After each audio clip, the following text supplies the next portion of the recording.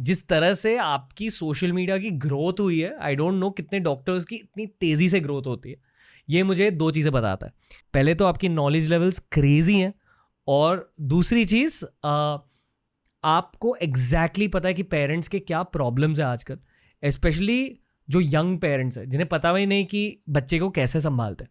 और ऐसे बहुत सारे कपल्स हैं भारत में जिन्हें पेरेंटिंग कोई सिखाता नहीं। डू यू थिंक कि ये एक रेलेवेंट प्रॉब्लम है हमारे देश के लिए? Yes, actually, when I started my Instagram page, so I really thought कि in my practice कि बहुत सारे पेशेंट्स आते थे, इतनी जनरल क्वेरीज होती थी, इतनी बेसिक क्वेरीज होती थी कि बच्चे को कब नहलाना है, बच्चे की मालिश कब करनी है, बच्चे के साथ क्या क्या नहीं करना है। And I thought this is a very common question to all the parents. तो आई थॉट कि मैं एक पेज स्टार्ट करता हूँ जहाँ पे मैं ऑल ओवर द कंट्री और in fact all over the world सबको एजुकेट करता हूँ इन सेम प्लेटफॉर्म कि बेसिक जो बच्चे के लिए न्यूबॉर्न केयर टिप्स रहती हैं, पेरेंटिंग टिप्स रहती हैं, तो मैं एक जगह रखूँ सो दैट पेरेंट्स एजुकेट हो एंड राइट तरीके से अपने बच्चे को पालें। सबसे कॉमन प्रॉब्लम क्या होता है भारत में बच्चों को लेकर? सबसे कॉमन प्रॉब्लम अगर मैं पीडियाट्रिक्स की बात करूं तो आजकल के टाइम पे है रिकरेंट कफ। बच्चों को हर महीने खांसी हो रही है। तो the most common cause for this is reactive airway disease. ये एक डिजीज़ है जिसमें बच्चों का जो एयरवे होता है from throat to the lungs, इसमें स्वेलिंग हो जाती है, नैरो हो जाता है एंड म्यूकस प्रोडक्शन हो जाता है। यानी कि जहाँ से आप सांस लेते हो वहाँ आपको चोट लग जाती है। It is basically a swelling, वो Okay. सूजन हो जाती है। सूजन। सूजन हो जाती है जिसकी वजह से वो बच्चे को ब्रीदिंग इश्यूज होते हैं एंड कॉफिंग होती है। ये सूजन क्यों होती है? Because of triggers. ये ट्रिगर्स दो तरह के रहते हैं, आइदर एन इन्फेक्शन और एन एलर्जी। इन्फेक्शंस आपके वायरल इन्फेक्शंस आजकल बहुत कॉमन है कि वायरल इन्फेक्शन हुआ और आपकी खांसी ट्रिगर हो गई है, एंड दूसरे होते हैं bacterial infections.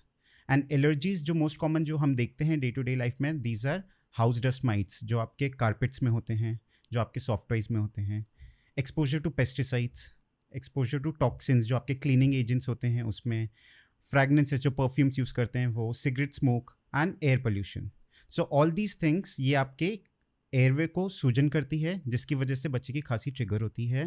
And in fact more than 15 million children in India are suffering from this reactive airway disease and it is very common. Okay.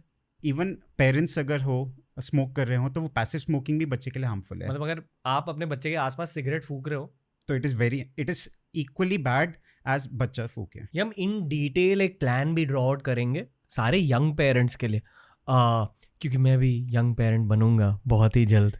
Soon, let us know when. नहीं, but jokes apart, again parenting एक health perspective से कम लोग जानते हैं।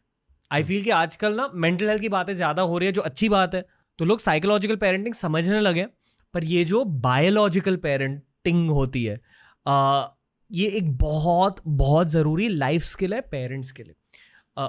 हर कोई गोवा तो shift नहीं कर सकता, वैसे तो गोवा में भी अब कहते हैं पोल्यूशन आ चुका है।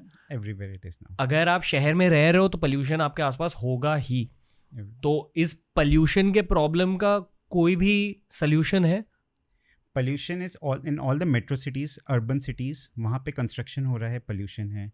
हमारे इंडोर एयर पोल्यूटेंट्स जैसे मैंने बताया, हमारे पेंट्स जो भी यूज़ हो रहे हैं they all filled with chemicals. जो हम जंक खा रहे हैं that is also artificial preservatives, artificial toxins, artificial colouring agents, this are also filled with toxins.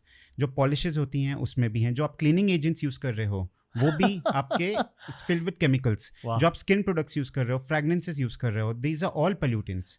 के